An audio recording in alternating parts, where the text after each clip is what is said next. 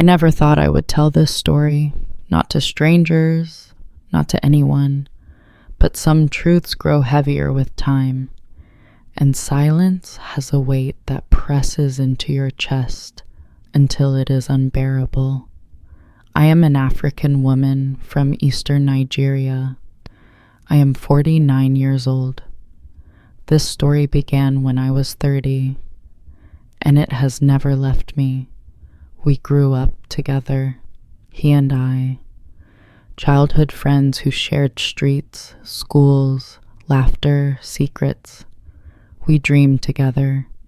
We whispered about our futures. We assumed that one day love would be enough.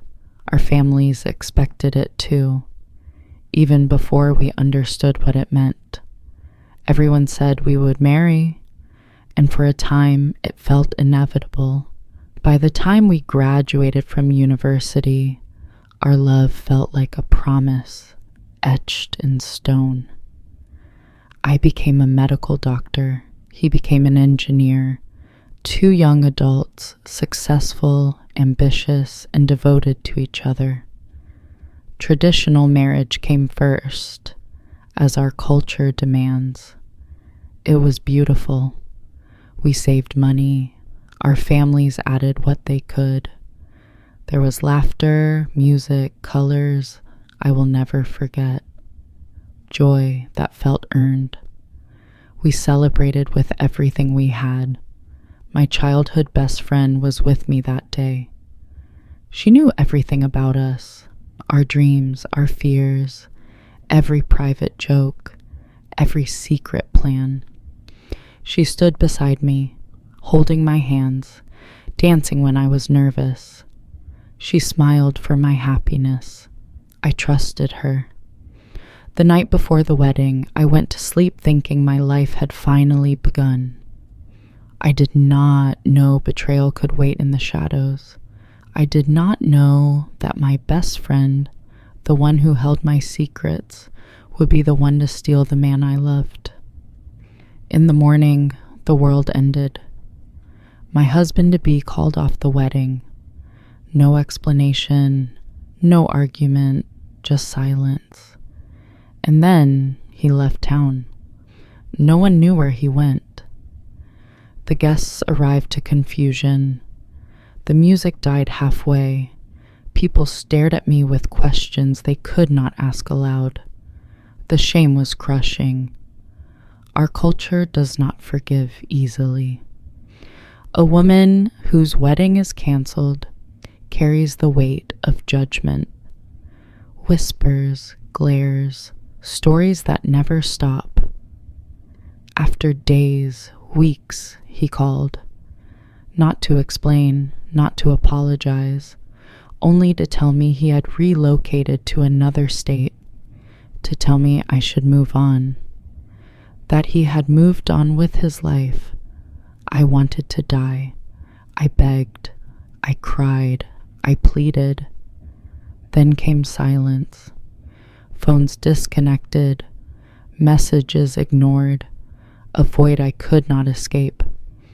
My best friend told me she got a job in another state. She left. She did not cry with me. She did not stay. She disappeared. I was alone. I hated men.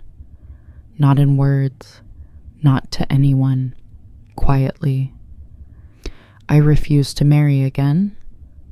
I refused to open my heart. I refused to hope. I buried myself in work, in medicine, in saving lives. I could not save for myself. Years passed, 18 of them. I became respected in my profession. People called me doctor with pride. But at night, I was just a woman talking to the ceiling, remembering, grieving, living inside a memory that refused to fade. Then, one ordinary afternoon in Lagos, fate struck again. I went to a park with my sister, her husband, and their children. A simple outing. Noise. Laughter. the smell of the earth and the sun.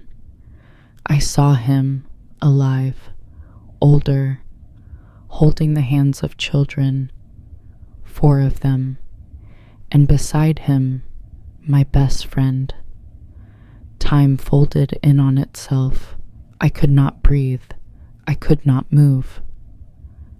My sister, confused, asked questions. He answered calmly. She is his wife, the mother of his children.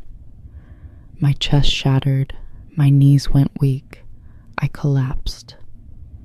She looked at me, not with shame, not with sorrow, with triumph. She said I was not wise enough, that she had always been jealous, that she had waited for her opportunity, and she had used it. I could do nothing. I passed out. I woke in a hospital bed, my sister crying beside me. He stood there ashamed, broken, confessing the truth. The night before the wedding, it was her. She seduced him, manipulated him, destroyed my life quietly. I did not scream. I did not cry. I listened. And then I closed my eyes. I did not confront her again. Some betrayals do not end with words. They end quietly. They hollow you out. They carve a space inside your chest where something once alive now lives only as a shadow. I returned home alone. The house was quiet, too quiet. I realized something I had never allowed myself to admit. She did not just take my husband. She took my future, my children that were never born, my wedding pictures that never existed, my laughter that will never return the same way. She built a life on the grave of mine. People tell you time heals. They lie. Time only teaches you how to live with unanswered questions. Sometimes, late at night, I imagine who I would have been if that night never happened, if my best friend had stayed a friend, if love had not worn a mask. I am 49 now. I have saved lives. I have comforted strangers in their worst moments. Yet no one could save the girl I was at 30. She died quietly, without a funeral, without witnesses. I live for her now. Not happily, just faithfully. Some betrayals do not break you loudly. They hollow you out. And you learn after that day in the park, nothing was the same. I returned home. The streets felt narrower, the sunlight harsher, the air heavier. I tried to breathe, to live, to convince myself that life could continue as if nothing had happened. But it could not. Every corner of my apartment reminded me of the life I thought I would have. The photos on the walls seemed to whisper. Every memory was a ghost, and every ghost carried her face, her smile, her victory. I avoided mirrors for days. I could not bear to see the woman staring back. She had survived, yes, but she was hollowed out by love, by betrayal, by the cruelty of people you trusted the most. I kept asking myself questions I knew I would never answer. How could someone I loved so completely choose her over me? How could someone I trusted betray me with the one I trusted most? How could a person I called my friend destroy my life with such careful planning? I wanted to scream. I wanted to cry. I wanted to run and never return, but I did not. I stayed. I endured. I buried myself in work. My career became my fortress. Medicine became my solace. I saved lives that I could not save for myself. And in those long nights, after my patients left, after the hospital emptied, I sat alone with the silence she had left behind. Some nights, I imagined confrontation. I imagined standing in front of her and saying everything I had never said. I imagined tearing her carefully constructed life apart. But the truth is, it would not have mattered. She had already taken everything I could not reclaim, and I was powerless. I think the most painful part of betrayal is the realization that some things are irreversible, that no amount of tears, no amount of anger, no amount of prayer can undo what has been done. Time passed, years. I became 40, then 45, and each birthday felt like a reminder of what I had lost. I did not marry. I did not allow anyone close. Men came. I refused them all. I hated them quietly. For what? For what they could not give me? For what I had already lost? I refused to be loved, refused to trust, refused to hope. And then one night, it all became too heavy. I sat in my apartment, alone, the city lights of Lagos flickering through the window, and I realized something I had never admitted. I had been living for other people, for my patients, for my colleagues, for strangers who needed comfort. But I had abandoned myself. The girl I was at 30 had died, and no one had buried her properly. I thought about her often, how naive she had been, how trusting, how unprepared for the cruelty of those closest to her. And I grieved her, not in tears, not in screams, but in a quiet, suffocating way that pressed on my chest and would not let go. Then, one evening, I received a call. It was him, the man I had loved. He said he wanted to meet. He said he owed me an explanation. I agreed, though I had no expectation of closure. We met in a small cafe. I sat across from him, noticing the lines on his face I had never seen before, the gray in his hair, the weight in his eyes. He apologized again and again. He spoke of weakness, of mistakes, of how he had been manipulated, of how he had been afraid.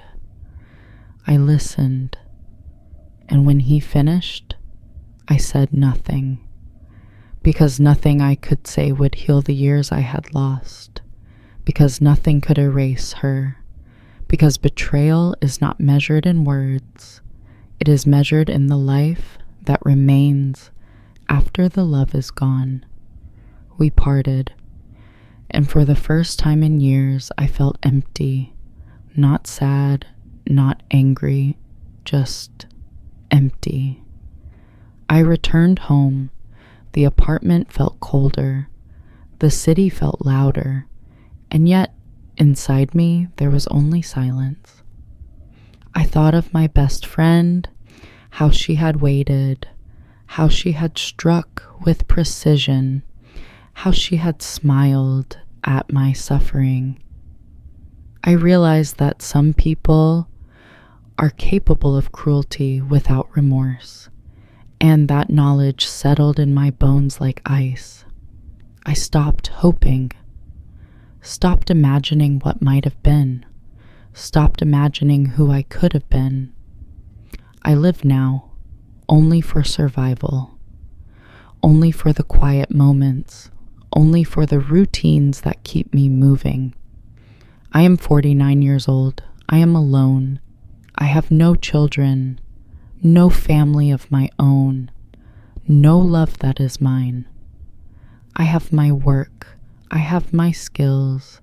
I have the respect of strangers who do not know my story, and that is enough to keep me alive. Some nights I lie awake. I imagine her laughing with him. I imagine the children she raised with him. I imagine the life that was stolen from me, and I realize that some betrayals do not end. They are not stories. They are echoes. I echo in the silence. I echo in the rooms where laughter should have been. I echo in the places I cannot go, and I have learned something bitter and true. Some people are not meant to be confronted. Some stories are not meant to be told. Some truths are too heavy to share. I have chosen my path. It is lonely. It is quiet. It is dark. But it is mine. I live with it every day. I breathe with it every day. I survive with it every day. And perhaps that is the only justice I can have. Some lives are stolen quietly. Some betrayals leave no trace except in the hearts of those who remain. I am the woman who remained. I am the woman who survived. I am the woman who echoes, and I will continue to echo, because some stories never end. They live in the quiet. They live in the spaces where we thought we were safe. They live in us. And mine lives in every heartbeat I have left.